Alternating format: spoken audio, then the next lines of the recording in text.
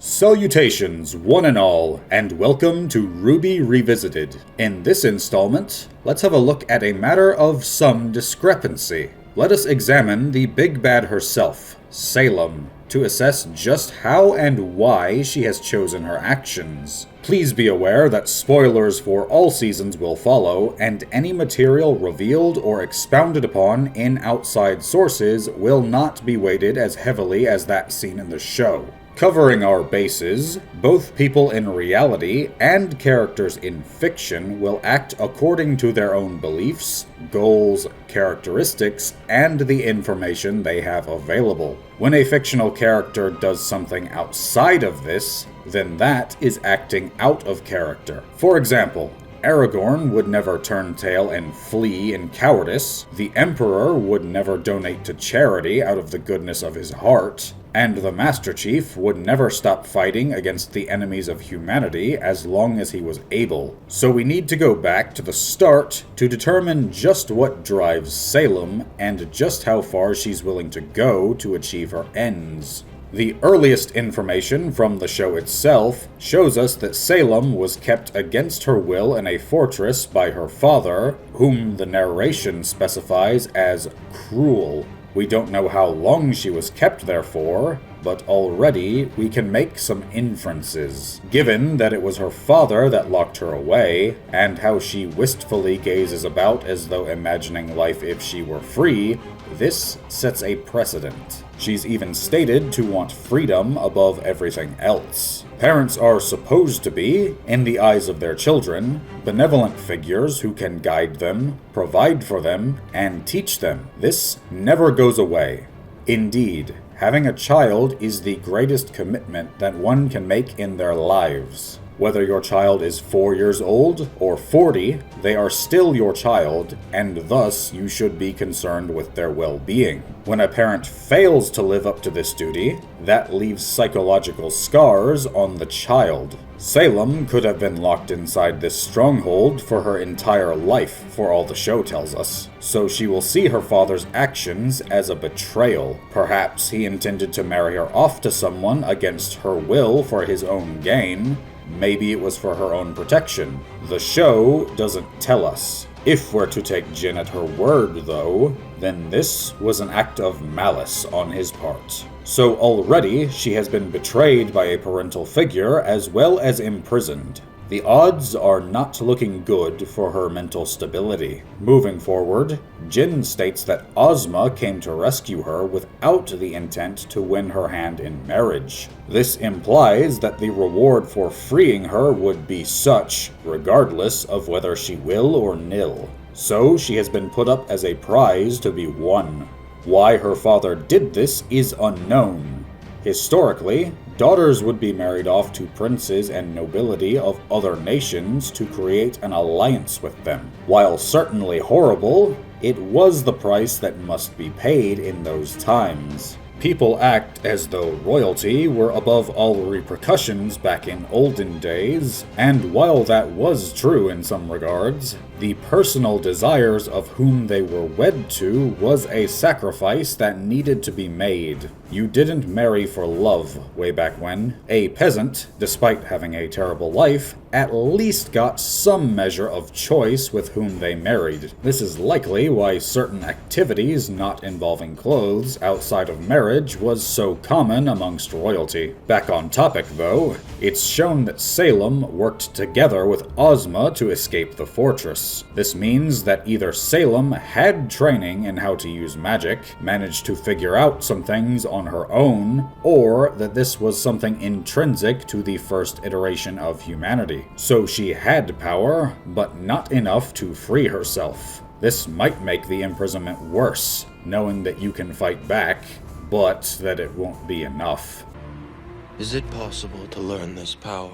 She then fell in love with Ozma, something that must have been quite foreign to her. Depending upon when she was locked away, she might have never even made friends before. The story also mentions nothing of her mother. Humans are social creatures. Granted, there are individuals who break from this, but they are the exception and thus will not be factored into this matter. Without social interaction, positive social interaction, the mental health of a person will wither. Like a flower lacking nutrients, it will wilt, and this can cause someone to become sour and malevolent. When going through strife, people can be reduced to either the best of themselves or the worst of themselves. One person can declare that they will never let another suffer the way they did and rise to become great, while another can blame their hardships on others and seek to make them go through pain as they did. The tale tells us nothing of the life that Ozma and Salem led together, but it does show us that Ozma died prematurely of illness.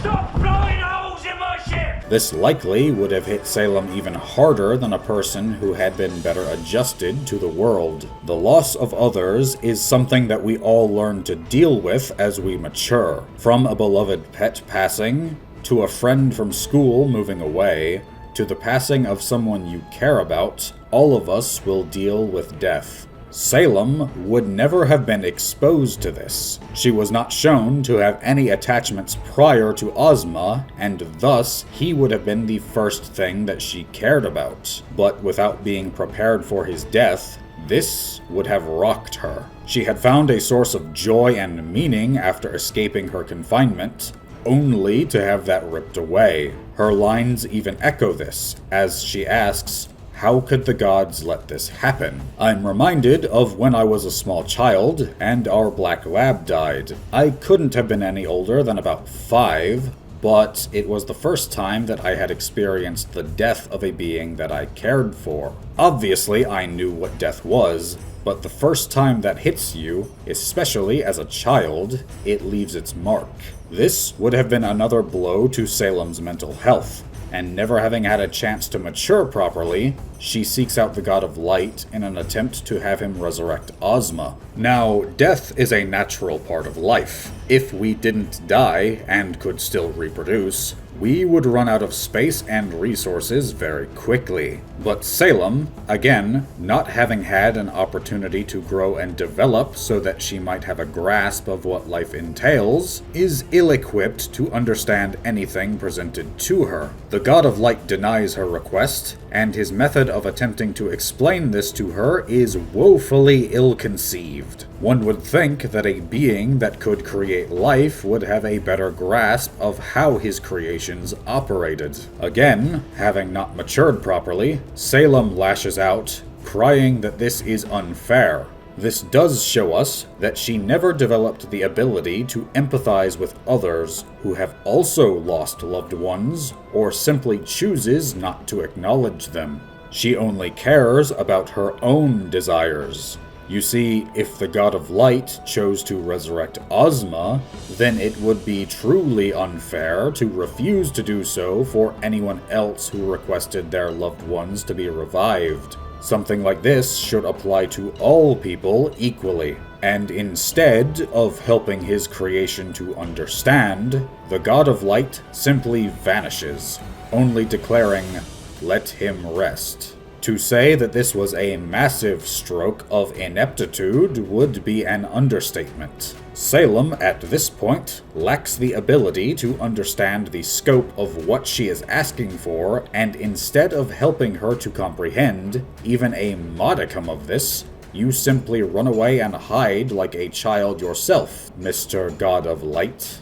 But continuing with her childlike mentality, Salem then goes to the God of Darkness and leaves out the detail that she only went to him after his brother had told her no. This is exactly what a child would do when one parent denies their request. Just go to the other and ask them in the hopes that they will respond differently. The gods are scarcely better than she is, however, and seeing an opportunity to revel in being chosen first for once, the God of Darkness acquiesces and returns Ozma to life. This prompts the God of Light to appear, and the pair kill and resurrect Ozma several times in a grotesque display of what happens when children are given the powers of deities. Witnessing a loved one die once would be hard enough, even for a well-adjusted mind. To see them brought back and killed multiple times in front of you in a sick tug-of-war between gods would be unfathomable to most.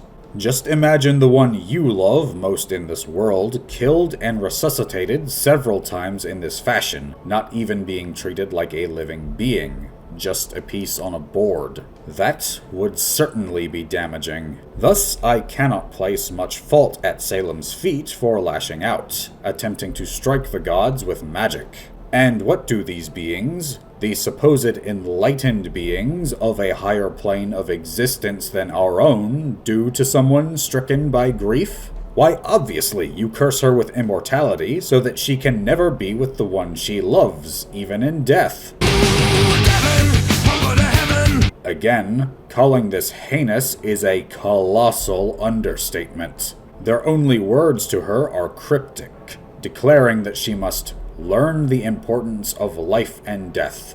Only then may you rest. If I was the god tree that created these two, my discipline would be severe, to put it mildly. Let us examine for a moment what immortality might do to a person. You might imagine that it would be amazing. Infinite time to do whatever you please. But then imagine growing to outlast everyone and everything that you care about. You lose your ability to connect with others, as you don't share in the most profound connection that we will all experience. Be it young or old, peacefully or violently, no matter your culture or creed, all of us will die. That connects us, no matter how similar or different we are from each other. We all live this life, knowing that it will end at some point, and so we try to make the best of it. Salem is now set apart from humanity, even more than she was before. What was once someone who was maladapted to society has become an immortal being existing only for her torment to amuse the gods. Are you beginning to see how someone's brain can break? And thus, she convinces the ruling nations to ally against the gods. The tale informs us that she used deception, but even then, just hearing this tale would disillusion me from following the gods. I wouldn't take up arms against them, as that would lead to a fate worse than death, but I certainly wouldn't revere them. Remember what I said about Salem not having social interaction before? Well, then the gods leave her as the only human left on the planet. So then social interaction drops to 0 for possibly millions of years. More than that,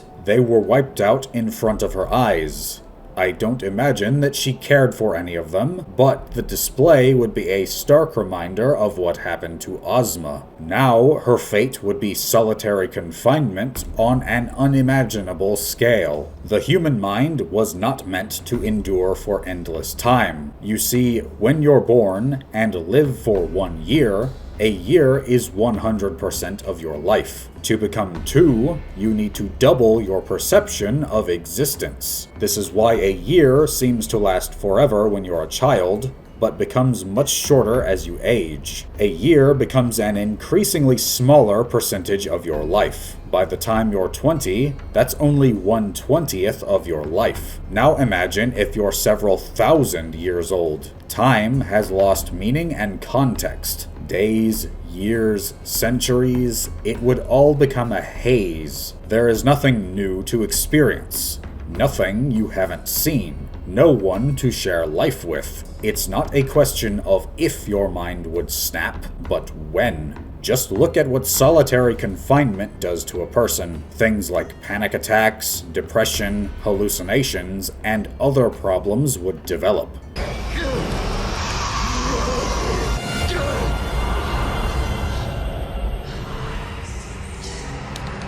Even the gods departed, leaving Salem entirely alone. So Salem, in a desperate gambit to end her suffering, threw herself into the pools of Grimm. But her curse would not be so easily vanquished, and thus she was altered. Now we come to the meat and potatoes of what this video is discussing.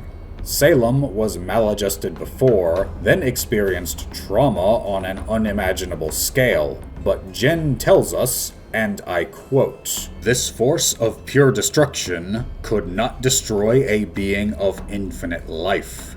Instead, it created a being of infinite life with the desire for pure destruction." So, just how sapient is Salem? First, let me dissect sapience. Sapience and sentience are two concepts that are often confused. Sentience is any being with the ability to make choices for itself. When to hunt, where to go, and so on. Most members of the animal kingdom will fall into this category. Sapience is different.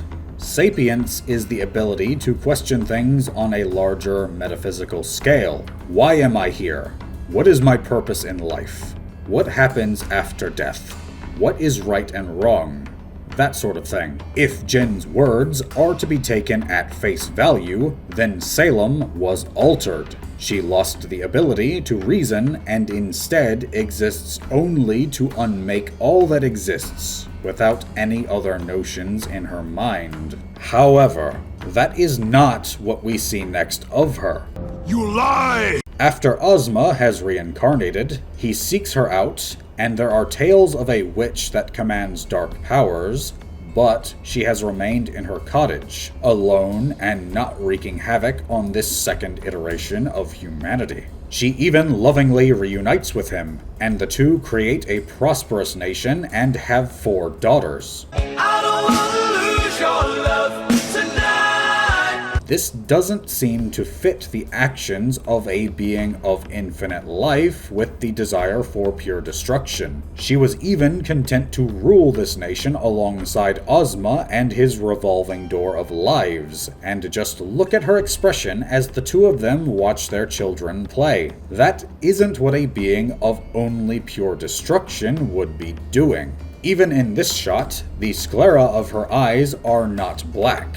I'm going to chalk that up to an animation error, as they are corrected in the next sequence, but maybe there was a bit of humanity peeking through, if only for a moment. But things go south between her and Ozma, and I wish we could have been privy to that conversation. Salem wishes to supplant humanity with their progeny, though I have to say that this was doomed to failure. Even if Ozma is inhabiting different bodies with unique genetics, Salem is not, meaning that all their children would share 50% of their DNA. And if you're trying to breed out humanity, you are going to want more genetic diversity than that. Birth defects would become increasingly common as the generations stretched on, and eventually they would become entirely sterile. This is assuming that both parents need to be able to wield magic, as was the case with Ozma and Salem. This plan was doomed to failure from the start,